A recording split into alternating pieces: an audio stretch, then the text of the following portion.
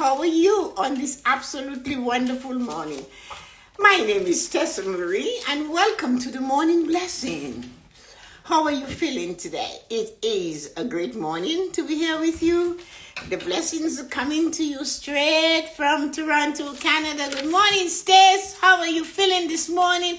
I am energized, fired up, and ready to go. How are you doing? Hello, Ryan. How are you feeling today? Hi, Gavi. How are you doing today? Hello, everybody. How are you guys doing today? It is a wonderful morning. Yes, Gavi, good morning. Hey, Nadi is here. Ooh, celebration time. I haven't seen her for 10 months. Hello, Colin. Good morning. How are you guys doing this morning? It is a fabulous morning, so let's get the show on the road. It's 8 o'clock. Anyway, I think we're getting rain again. Anyway, it's not getting warmer. Orion might tell me it's warm, 18 degrees, but it's kind of chilly in the air. So, thank you, sis. I better pin that. Okay, so let's do this. The morning blessings. Look at the heading. Look at the topic. How do you feel about that topic? The topic says, why do we? It really says, why do we? Man, I missed the morning blessings yesterday due to bad Bell internet again. But I'm here today to make it wonderful start to my day. Thank you, Ryan. I agree with you. Guys, I keep forgetting to tell you. The book is coming out on the 10th. I tell you anyway, but I'm supposed to tell you ever so much. In the book, you're going to get something to make your life. If you're looking for a prosperous life, that is the book for you to try. Good morning, Loretta. How are you feeling today? That is the book you have to get involved with. So let us get going. This thing is coming out on the 10th of July, and it's an ebook and paperback. Lots of fun. Share it with friends. And I'm going to be doing videos about it every day. A short video just to remind you. I need to make sure that you get it because I know what it is to live a prosperous life. Grabbing all the 5 pillars, if all of them. And it's not only about money, people. It's health. It's mental health, emotional health, spiritual health, physical health, of course, financial health. It's 5 of them. So let's do this. So anyway, here we go. We're late. Many of us have sacrificed ourselves for others. We have, thinking when we do sacrifice ourselves, we are being a good person. What do you think about that? Many of us do. We have sacrificed ourselves for others. And we believe because we did that, we are a good person. And is that really true though? Or we just want to have the label, oh, so-and-so is so good, she sacrificed or he sacrificed all the time for other people. Hey, this is wrong. This is acts. We think we are a hero. You believe? Yes, Nadia, we do. This is wrong, guy. It is so wrong to go around life. Hello, Cynthia, Candice. Hello, Rita and Ellen. I know it's going to rub a few people that believe in that. Sacrificing yourself for others, thinking when we do sacrifice ourselves for others, we're being a good person. Oh, and we're going to go straight to heaven. And yet, the heaven we seek is already within us. So, this is wrong. We practice sacrificing ourselves for others.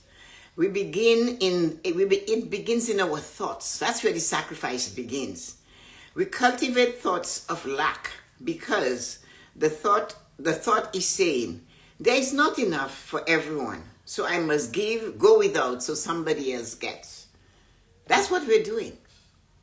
But then, we sacrifice, it's not only the physical things we sacrifice. Think about that. We say there is not enough love in the world, so I have to take this abuse because I am told I am loved. And we sacrifice, oh, well, I made my bed, I need to lie down in it. Well, you know what? It has a pee. The princess cannot stand the pee. It's prickling you. Didn't you read stories, fairy tales, when the princess went to lie on that bed and that pee was bothering her? She had to get up and scream, take the pee out of my bed. But we put ourselves in a situation and we take the abuse because, well, we have the children. Well, and then the children grow up and tell you, we were wondering what was wrong with you. Why did you stay in that abusive relationship? Why did you sacrifice your youth, yourself, your mind?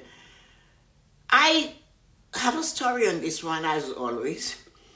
I know somebody who sacrificed her education and supported the husband that she had to go to university, to do everything, and she just worked like a dog and paid for everything.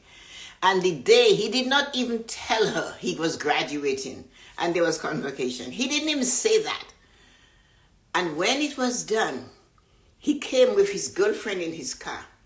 She was out on the lawn, watering the lawn. Hello, Lisa, good morning.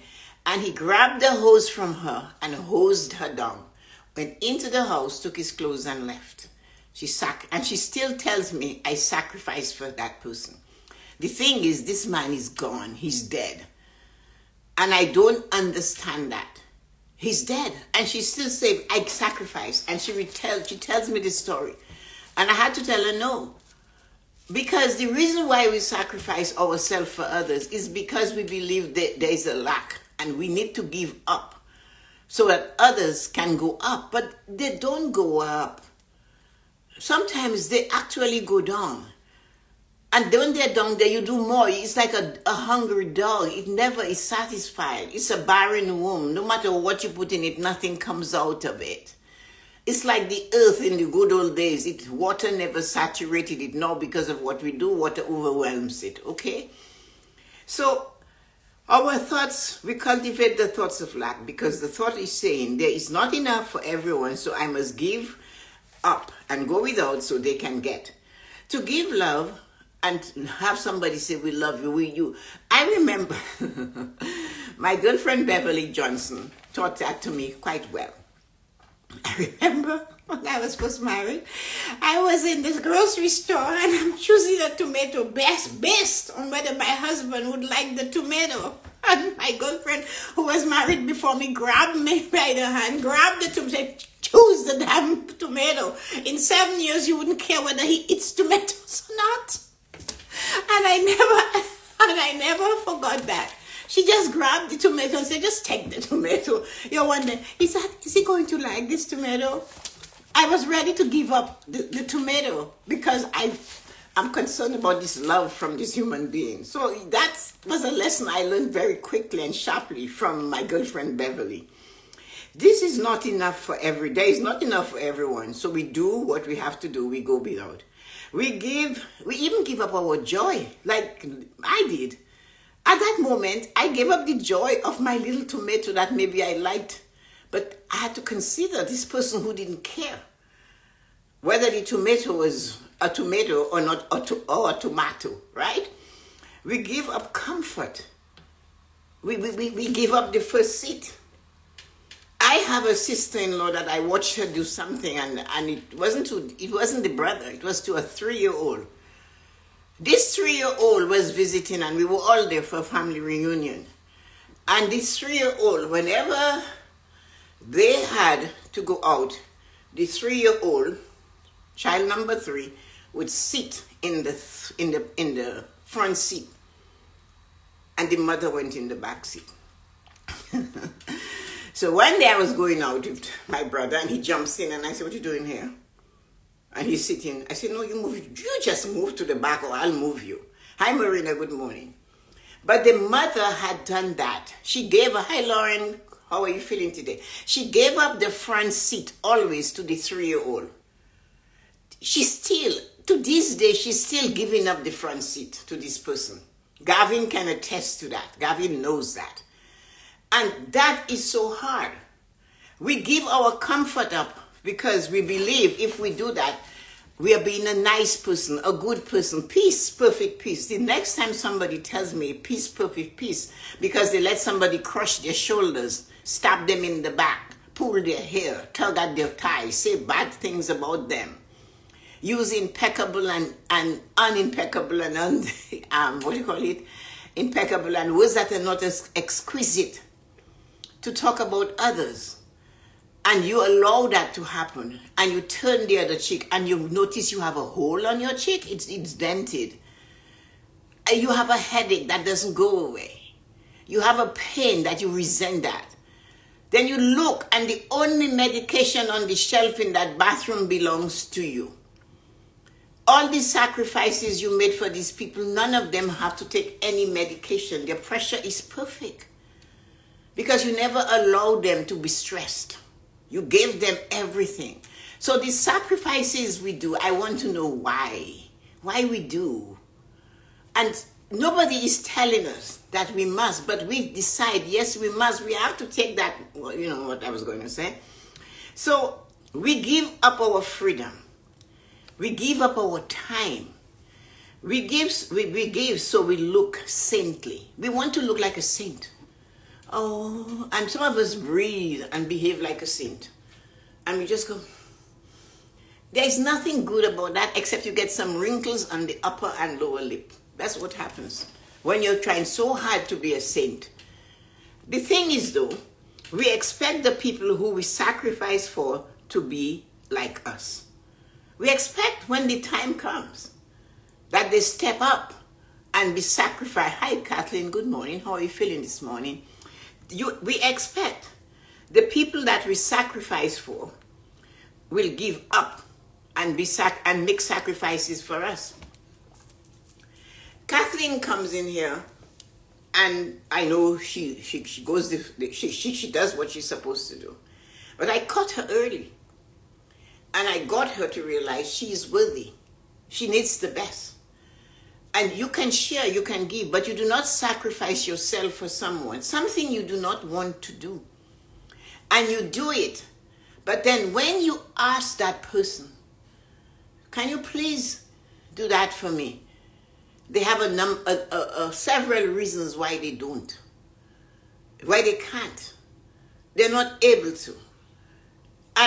But then they come back again. Remember, they're never satisfied. They're never enough. It's never enough for them. They're empty inside. So no matter what we pour in them, it just goes out. Nothing stays. And they are already empty. And what they have chosen to do is to empty us so we are like them. And the minute we stop and we don't step up to do it again and again and again, they blacklist us. We are selfish. We do not help. And it goes on and on and on. Ellen is an amazing woman. She's a coach. I remember a specific time from 20 years ago, when I complimented my daughter on how she cares about others' feelings and so nice and thoughtful. I have since apologized. Thank you. Because I thought I was the only one. I am considered selfish. If I have a friend, right? When you are my friend, and I am as loyal as a dog. When you are my friend, I stand with you through thick and thin. When I choose you to be my friend, I have decided that you are somebody I love and I will do anything for. I do not expect that from you. I will not sacrifice me for you either. But you know what really, really hurts me? Is when my friend does it for others, sacrifice their time, their discomfort. They give up their peace of mind. Some of my friends in retirement, they do anything for their children, babysitting over and over. And I have to say that sometimes the son's wife will not even turn back and say thank you. They just take it and they march forward. And it hurts me to watch that. And if my friend needs, hey, my back hurts, can you massage it for me? And they can't do it, although they can. Although that's the skill. Man, that hurts me. Wherever you were on that pedestal, I'm sorry, I've taken you down, way down. I no longer see you as a giving person. I see you as a person that just clicks. The womb that is never satisfied. The fire that cannot be quenched. You just want to burn more. And that is sad. Because you know what I have noticed? I'm 78 years old, so I notice a lot. Our sons go where nature guides them.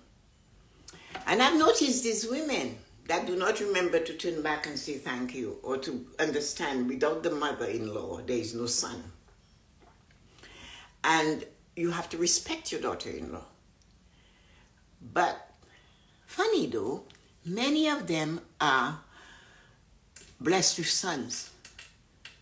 So is Kama going to be a bitch? I wonder.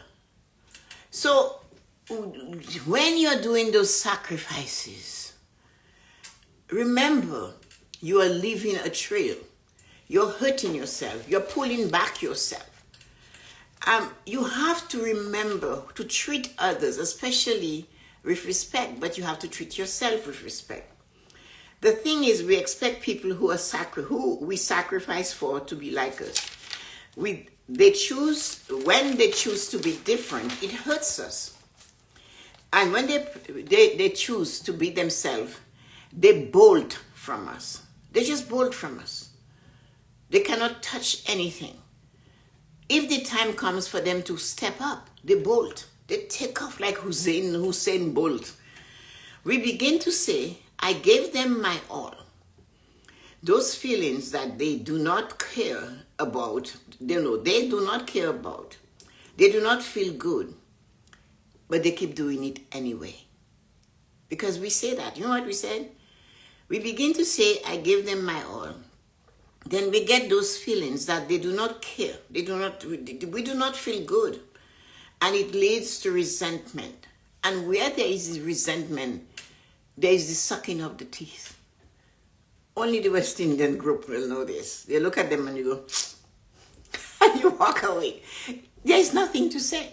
Because you sacrifice, you hurt yourself, and now you resent. The thing is, we forget, or do we not know that there is sufficient abundance to go around for everyone. And it is each person's responsibility to summon their own desires. We cannot walk the walk for somebody. We cannot summon some people's desires. We cannot do that. Even if it's our own children, we have to let them fight the battle. When people say they don't want their children to do things like that, I said, did your parents always want you to do the things you did growing up? But you did it anyway. So why do you want to fall on the path and let them walk over you just because you want to be considered good? And St. Peter will say, walk in my good and faithful sacrificial lamb. Oh yeah? Apparently, you're not questioned at the gates. Apparently, you only have to say, I did my best. Because that's all you had to do. But you are not responsible for other people to get what they desire to get in their life. We forget that we know for sure. We forget that there is abundance and it's all up to us. We forget it. We do not like the bed we are lying in. We need to shake it up and get up. We notice a friend only comes to sup and never invites to be sup. You have to shake it up. And that is one of the things we have to do. You cannot summon a life for another person because you cannot think and feel for another human being. We cannot think for them. We cannot feel for them. We cannot do anything for them. But all we are doing when we sacrifice all what we have in us for others is that we're running ourselves ragged. We're torn.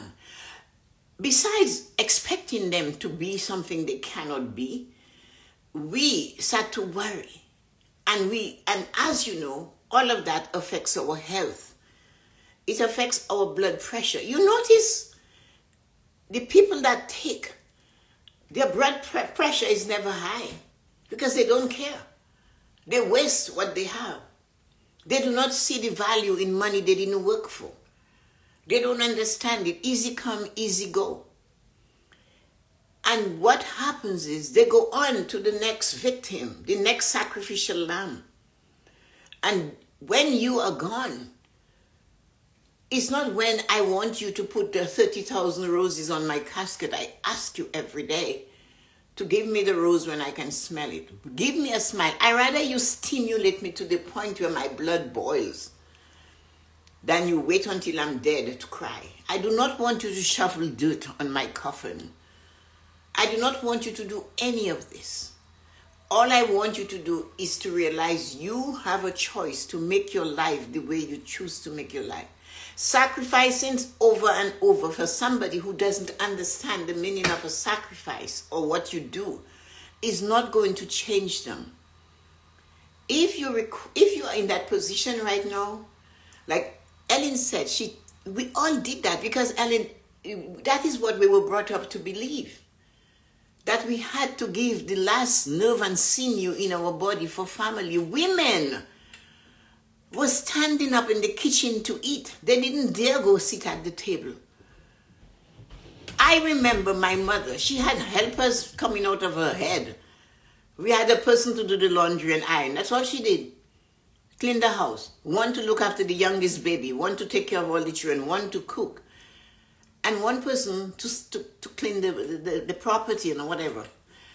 But yet, that businesswoman, 5'2", businesswoman, would leave her shopping, whatever she's doing in business, and come home specifically to prepare the meat or the fish for my father. Specifically. When there were people that were trained to do that, that were doing it. But she had to harass herself to do that. And I observed it. And for that reason, when my mother died, I didn't cry. I didn't shed a tear for my mother. And I'm proud to say that because I saw she had run her 62nd of an amazing race. She was exhausted. She was tired. She gave birth to 8 people. And she ran businesses and she started. She sacrificed. Come home just to cook meat or fish for my father, like nobody in the world could do it. And he was a picky man. My father did not have an appetite of a huge human being. He was always slender. But he wanted 7 or 8 dishes on the table. For that reason, that's how he was raised. You didn't have meat, you had to have soup. The point is, she had to do all this. Still running the bakery, running the grocery store, running the bar, running the plantation. And he's an architect building houses and destroying things. And then when he misplaced a tool at home, he would say to her, Dorothy, where is my hammer? Have you seen my saw, my jigsaw? My mother would look at him sometimes. She'd just say, you know what, the last time I used it, I put it back. She got to that point, but it took a while, right?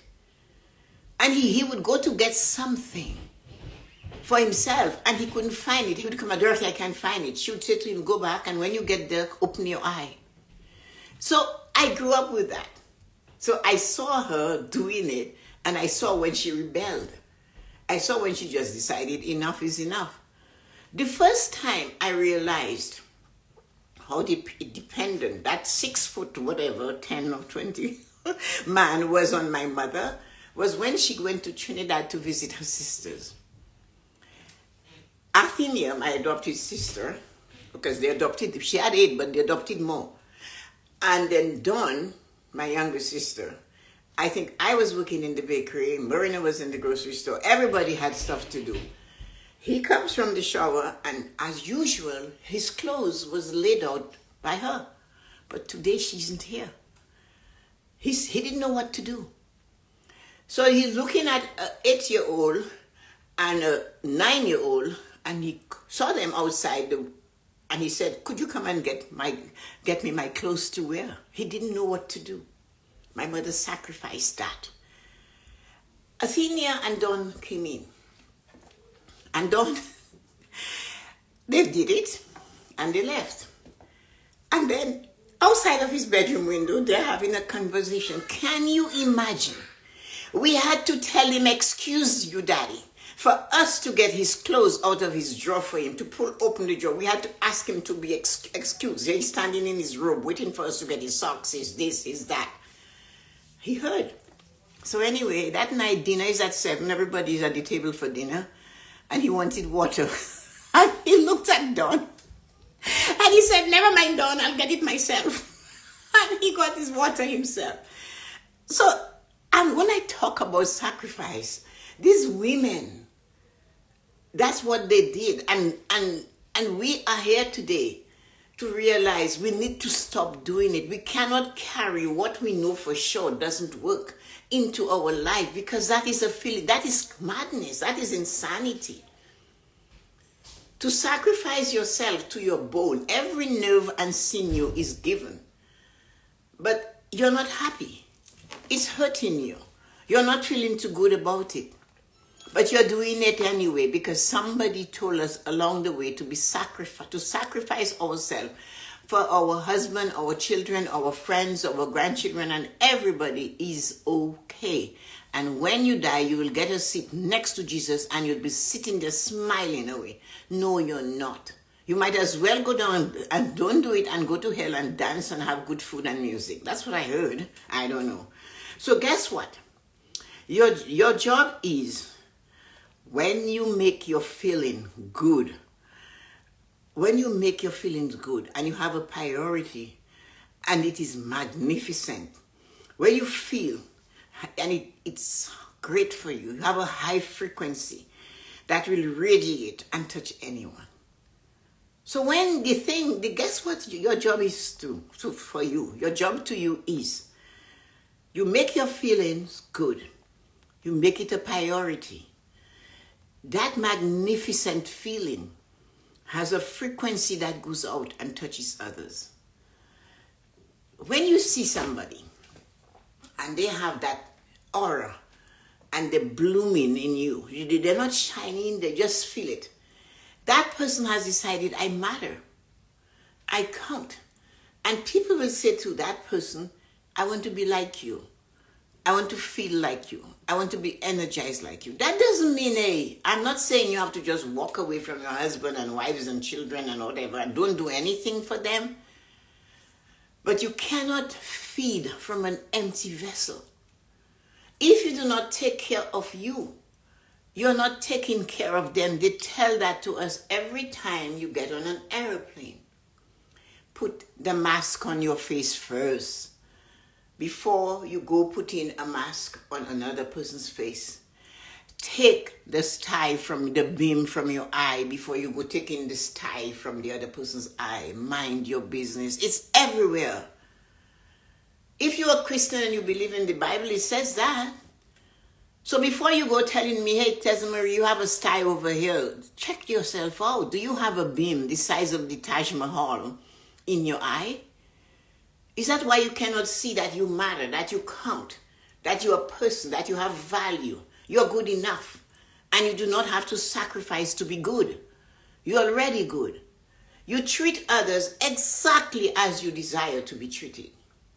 You leave the crumbs of life behind you so somebody can walk in your footsteps and say, I want to be like this person. I desire to have these qualities. Your fragrance is intoxicating, yet there is no fragrance. You make someone smile because you have decided you're worthy to flash a smile. Why do you pull back when you should really let yourself shine? The thing is, there is no virtue in telling me when I ask you to do something like write a note about the 5 pillars. Well, I don't really want people to know that my name. And really, what is wrong with you? What is wrong with you? You want people to know, yes, you are good enough. And you use something to help bring you there. You have to. Sheryl Sandberg, who was the head of Google, said, lean in. Take your space at the table. Open your arm and make yourself comfortable. But do not sacrifice your words because you want somebody else's words to shine. We all have our time. So what I know for sure, though, is that you can be a beacon without giving up your heart, without giving up every nerve and sinew in your body. You can shine a light by shining your light brightly. You can polish yourself so you look great. Your job is not to polish me. Your job is not to push me to the other level. I should be able to see how good you're doing, and I want to emulate you. Your energy should want me. If she can do it, I can do it. If what it is you're doing that you can stand for 30 minutes or more and talk, what it is, ask me and take a piece of it. You cannot take the whole fruit. You just need a little piece. And then you can grow. But there is enough to go around. Do not sacrifice. The days of people sacrificing their life. I talk a lot about women because, yes, we are the ones that do it the most. Because we were told we were the servant. The thing is, if we stop functioning, there is no human race, is there? China found that out. We'll only have sons. Then one morning they woke up, there were no daughters to marry to their sons. So we know we have power. Some of us just choose to believe we don't. I have a friend who said to me, I'm not learning to drive, I just sit there and he has to drive me wherever I go. Well, guess what? He's no longer there to drive her wherever she goes. She chose that because she thought because she sacrificed, he would do. But he had his journey. His journey was planned differently. And he left. When I saw that happen, as soon as my kids turned 16, I go get your license. Especially the girls, get your license. Because we cannot expect our children to do for us what we cannot do for ourselves. We have to help ourselves first in order that we stay firm so that they do not worry and say, what my kids have to wonder which craziness I'm into. Whatever floats your boat. That's what they tell me. I don't ask for their permission to be wild and crazy as I am. I don't ask for their permission to do anything. I don't care.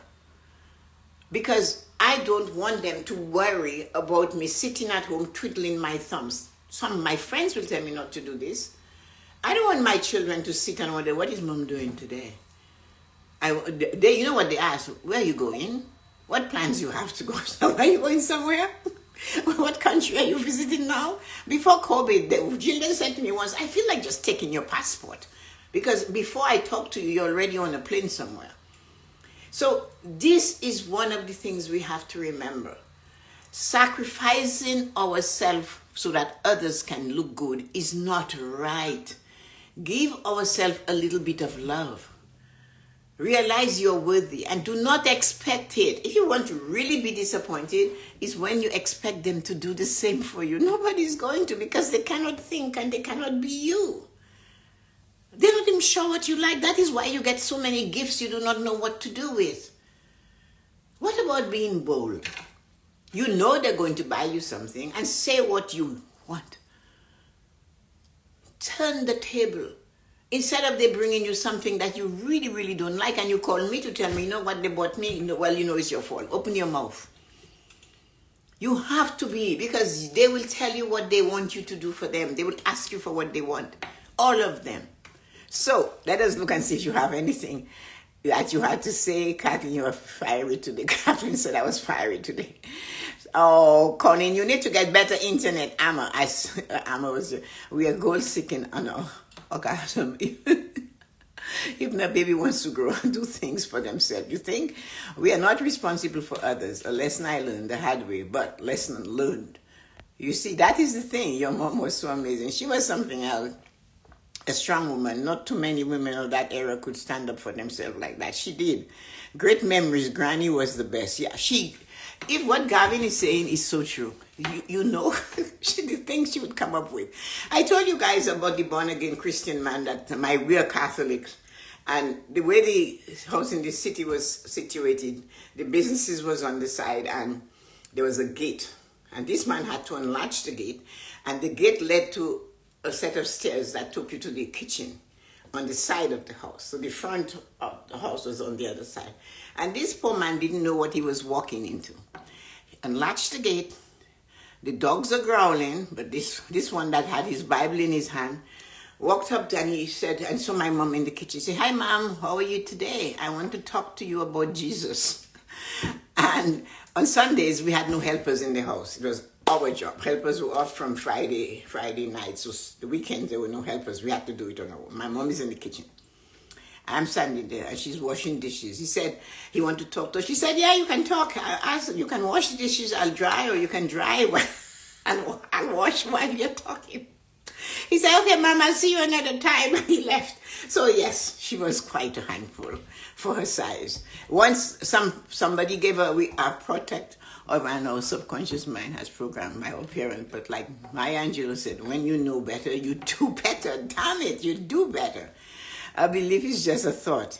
You keep thinking when you are saying, what you're saying is, we have beliefs that we would benefit from, deciding whether that belief is true and good for us.